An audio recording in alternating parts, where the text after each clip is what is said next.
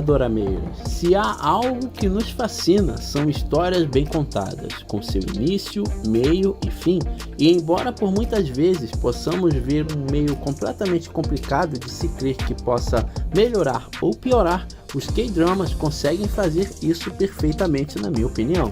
Não sei de fato qual é a fórmula usada por essas produções asiáticas que são capazes de nos viciar, sejam elas séries ou filmes. Contudo, o que sabemos mesmo é que basta assistir a primeira produção com uma genuína curiosidade, independente do gênero de romance, drama, comédia romântica, thriller, fantasia, histórico ou ficção científica, para nos apaixonar profundamente. Eu sinceramente não sei explicar isso para vocês, não sei dizer o motivo. Eu, por exemplo, acompanho a Dramaland desde 2016 e não parei mais, e nem pretendo fazer isso, viu? Sinceramente, não sei explicar o motivo de gostar tanto dos dramas, mas sei que me sinto muito bem ao acompanhar uma história que me emociona e que algumas vezes me faz refletir na vida. Só para vocês terem uma ideia, em minhas pesquisas alguns anos atrás, quando queria saber mais sobre dramas e sua origem, descobri que o primeiro drama coreano de sucesso foi Ace of Down, exibido lá no início dos anos 90, e sem brincadeira, gente, essa descoberta me fez correr atrás de mais informações, onde acabei descobrindo que os doramas surgiram no Japão na década de 50 e que graças à tecnologia, essas produções se tornaram conhecidas de forma internacional. E ainda bem, né? E outra coisa, sabiam que dorama é voltado para as produções japonesas e que K-drama ou drama é como os coreanos chamam suas produções? Então, se você chama Pousando no Amor, por exemplo, de dorama, você está falando errado, pois o correto seria K-drama ou drama, tá? Uma vez que a produção é coreana e não japonesa. Os doramas surgiram como uma espécie de fusão entre séries e novelas, mas normalmente possuem uma produção equivalente para pequenos filmes. Porém, dependendo da história, a produção pode ser muito cara, na esperança de oferecer aos telespectadores uma ótima ou excelente qualidade. Os K-dramas surgiram sob uma forte influência dos doramas japoneses dos anos 50, e embora o país estivesse numa horrenda ditadura militar na época, por grande insistência, os K-dramas se tornaram algo essencial nos lares coreanos, levando um pouco de alívio em corações judiados. Atualmente, os dramas, de forma geral, são um sucesso em todo o mundo, onde batem recordes de audiência, como Pousando no Amor, Rainha das Lágrimas, Goblin, entre outras produções famosas em qualquer mídia social. E vale lembrar também de Round 6, que foi um grande estouro aí no streaming, né? Desde 1960 que os coreanos se preocupam com o número de episódios em suas produções, onde se estender demais pode levar a história a se perder, porém, se for rápida demais pode ser complicado de se entender também. É por isso que, em sua grande maioria, os K-dramas são de 16 a 20 episódios, e por serem assim, acabam nos despertando curiosidades, porque em sua maioria, as produções sempre deixam um gancho para o próximo episódio. Atualmente, os dramas são extremamente populares pelo mundo, mas não apenas os dramas de forma geral, mas também o viciante K-pop. Eu, por exemplo, sou super fã do grupo aespa. Tá aí outra coisa que não sei explicar. A batida simplesmente me faz bem, sejam as músicas super animadas ou as mais lentas. Aí, nesse caso, entra as cantoras solo, como a minha favorita Ailee, Taeyeon, IU, Sohyun e por aí vai. E claro, também não posso deixar de mencionar o BTS, que foi meio que uma janela pra galera também conhecer o K-pop e os dramas, né? Isso é apenas uma prova de que, seja qual for a produção coreana, ela nos faz apaixonar. Acredito que seja não apenas o timbre, mas o idioma que nos conquista de primeira, assim como o jeito asiático de ser, o jeito fofo, o timbre da voz mais delicada ou mais grossa. Não sei o que pode ser mesmo de fato, tá? Mas sei que somos conquistados de cara, isso é muito legal. Outra coisa que talvez seja o responsável por nos conquistar se trata do formato das produções, que possuem seu estilo de linguagem e direção distintas. No Japão, os doramas vão numa média de 12 a 24 episódios ou mais. Na China, esse número pode variar entre 50 a 200 episódios. Oh my God. Quando se trata de uma história de época, e raramente excedem um número de 200 episódios, e possuem apenas uma temporada. E ainda bem, né? Poxa, já pensou a gente ter que acompanhar um K-drama, sei lá, episódio número 151? Você ia fazer isso? Eu sinceramente acho que não, embora eu ame demais os K-dramas, eu acho que eu não acompanharia um K-drama que fosse além do número 20, por exemplo, entendeu? É mais fácil ter uma segunda temporada do que exceder esses números de episódios, mas isso é minha opinião, logicamente, né?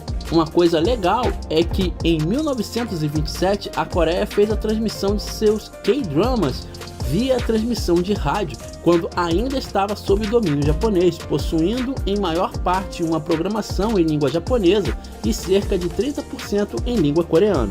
Mas foi em 1956 que se iniciou a transmissão dos dramas pela TV, com o lançamento de uma estação experimental, a HLKZ-TV, que foi encerrada alguns anos depois devido a um incêndio. Ela foi a primeira a exibir um filme na televisão coreana, oriunda de uma peça de 15 minutos chamada The Gate of Heaven. Já o primeiro canal de televisão nacional surgiu no ano de 1961 com o nome de Korea Broadcasting System, conhecido atualmente como a KBS, e sua primeira série de televisão foi exibida no país em 1962. Quando na década de 70, os aparelhos de TV começaram a se espalhar entre a população e os dramas que retratavam figuras históricas dramáticas passaram para uma introdução de heróis nacionais, como seus compatriotas Lee Su-shin ou o rei Sejong. Em 1980, aconteceu uma mudança na televisão coreana, com a chegada da televisão em cores. Os dramas modernos tentavam evocar a nostalgia dos moradores urbanos, representando a vida rural, e o primeiro grande sucesso comercial da escritora Kim Soo-hyun foi com o drama Love and Ambition, exibido na MBC em 1987 e considerado um marco na televisão sul-coreana. Esse drama alcançou um recorde de 78% em sua audiência, segundo o jornal The Korean Times. As ruas ficaram silenciosas no tempo de transmissão do drama, como praticamente todos no país que estavam em casa na frente da TV. Olha que legal, cara, muito interessante isso, fala a verdade, hein? Acho que com essas informações podemos ter mais ou menos uma ideia sobre o motivo de amar tanto essas produções. Mas e se eu te falar que existiu um drama que foi exibido por 8 anos? Pois é, a produção é um drama histórico e se chama 500 anos de Joseon. A obra foi produzida por Lee Byung-hun, que mais tarde dirigiu The Yangon de 2003, que se tornou um dos maiores sucessos internacionais da Dramaland. Já pensou acompanhar um drama por 8 anos? Eu acho que eu não consigo. Se bem, sei lá, dependendo dos atores que tiverem ali, acho que eu consigo acompanhar assim. Se tiver um Hyun-bin, uma Son Ye-jin, uma Park Shin-hye, por exemplo, aí eu acho que dá pra encarar, não dá não? Fala a verdade. Se colocar o Roon, então, aí já era. A história e os personagens têm que ser incríveis para isso ser possível, não é verdade? Mas sinceramente, acho que atualmente isso não é mais possível, porque o que não falta é drama pra gente escolher e assistir, né, pessoal? Mas uma coisa é certa, muito diferente de se fazer hoje em dia tem essa pegada, né? Hoje em dia a gente tem esse número diminuído pra caramba de episódios de dramas, enquanto, sei lá atrás o pessoal tinha isso como o maior ponto de entretenimento, né? Hoje as coisas são um pouco diferentes, eu acho. Como todos sabemos, atualmente os dramas são dominantes na maior parte do continente asiático. Sejam eles coreanos, chineses, japoneses ou tailandeses, eles se tornaram algo vital para exibir um pouco de sua cultura, que vem sendo exportada para todos os cantos do mundo, incluindo o Brasil, que é um dos maiores consumidores de tais produções, vocês sabiam?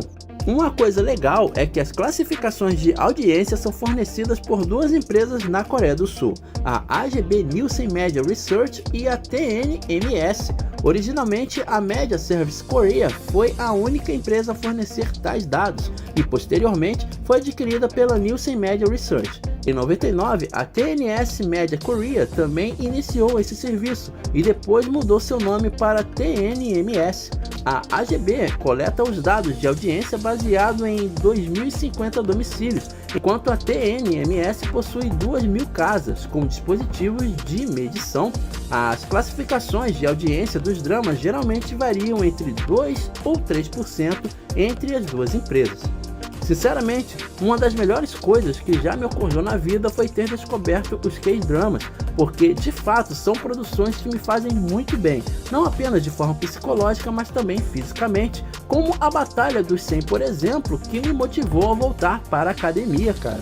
Esse reality show é incrível, para quem curte aí um treino na academia e tudo mais, com certeza vai empolgar, e a segunda temporada também é fantástica, embora eu prefira a primeira, tá? Atualmente, meu consumo de produções coreanas está em 100% e realmente não pretendo parar com isso. Afinal de contas, vocês tanto quanto eu sabem que a lista da Dorameira só cresce e nunca diminui, não é verdade? E eu consumo não apenas K-dramas, tá? Mas também consumo bastante filmes e reality shows, cara, que são sensacionais. Com certeza as produções coreanas são excelentes, na minha opinião, tá? Eu que sou fã, não posso dizer menos que isso. E se vocês se perguntarem se eu tenho algum drama favorito, posso dizer para vocês com 100% de certeza que existe 2 dramas no top 1, onde são Pousando no Amor e Something in the Rain.